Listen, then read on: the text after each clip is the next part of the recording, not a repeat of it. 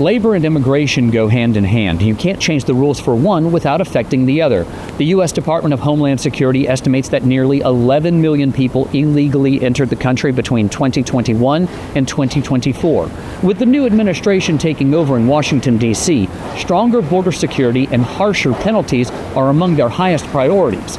Immigration has a nationwide impact, but none bigger than right here in Texas, where 1,200 miles of border are shared with Mexico. To get a first-hand look at life near the border, Twyla's Josh Meeks traveled to Kinney County, just a stone's throw away from the most contentious line in America. Agricultural life here in southern Texas is not that different from what you'll see in Louisiana. Ranchers have to deal with predation, water issues, livestock health. But being this close to the border, they also have to worry about people illegally crossing the border, damaging their property, and threatening their livelihoods. It's winter in Kinney County, but the blazing sun over the U.S. Mexico border can be relentless. There's not much shade on John Paul Schuster's ranch, but he says there are still plenty of shadows to hide in. We see them occasionally on the ranch, you know, 2 or 3 or something. They might holler or something, or if you see them, they're going to go take off and go the other way because they don't want to get seen. But it's a different atmosphere in the last 4.5 years out here.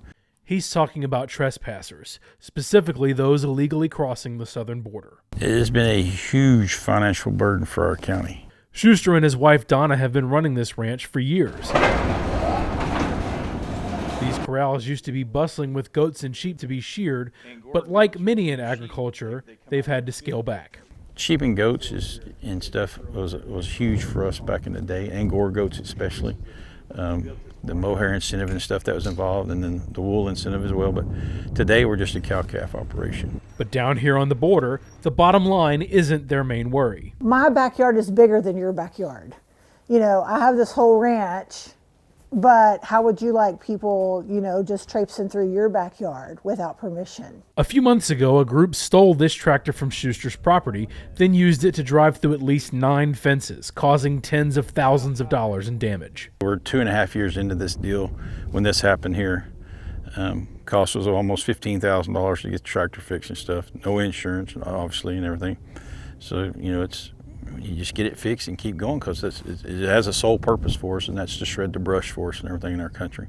Donna now only works during daylight hours and has to rely on a companion to watch her back, all because their property has navigation points that are relayed to border crossers by the cartel. We have a rest area near our house, and they get dropped off there sometimes. We have a transmission line that goes through our property, so that's a highly traveled area. We also have a Doppler radar that's a pickup point. Schuster, who's a judge in Kinney County, says in the last 4 years, Class A trespassing misdemeanors have skyrocketed from about 100 annually now into the thousands. He says county law enforcement can only bust illegal border crossers if they trespass. Otherwise, Border Patrol has to step in. Only problem is there's more than 1,200 miles of border and not enough people to patrol it. Law enforcement officers, they tell you all the time, hey, you pay attention to your surroundings and be conscious and be aware. But you know, after they go home after a 10 or 12-hour shift, they're done. We're not. It's a 24/7 issue for us. Schuster's not without his humanity. At the end of the day, he knows these are people looking for a better life, but the risk is now too high. We don't even stop and help anymore, and that's sad. That's heartbreaking as a Christian that